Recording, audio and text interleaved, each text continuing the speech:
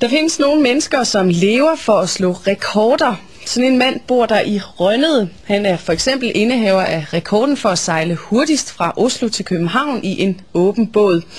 Og nu gælder det om at holde på hat og briller, for i dag forsøgte han at sejle rundt om Sjælland og øerne på under 5 timer.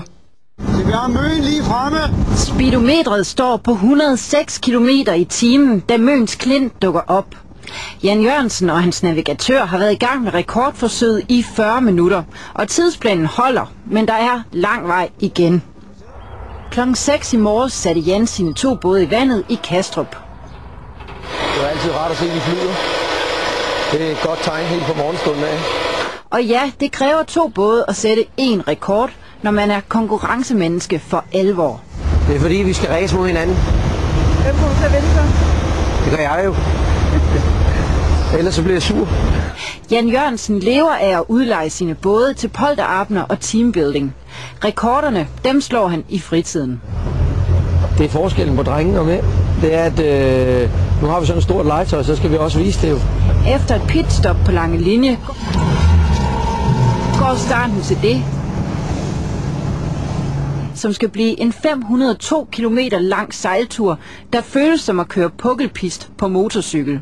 Ned omkring Møn, Gedser, Rødby, Nakskov, spidsen af Langeland, nord, og så østen om Sprogø, og omkring Kalundborg, Odden, Gilleleje, Helsingør, og så til København, Lynettenløb igen. Og det er uden svinkeærner. Bare gå igennem det her. Da bådene når frem til og sejler direkte igennem Vindmølleparken på Rødsand, er Jan Jørgensen stadig ved godt mod.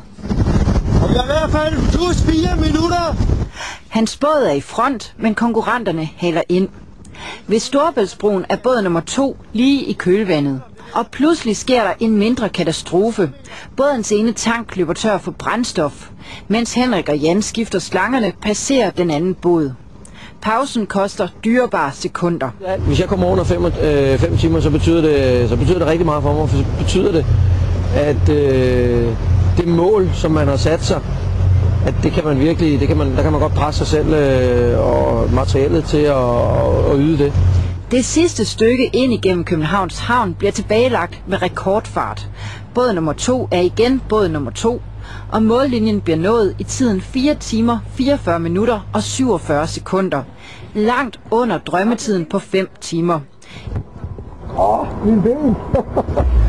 Det er en forpustet, svedig, men veltilfreds Jan Jørgensen, der nu kan prale at være indehaver af endnu en rekord.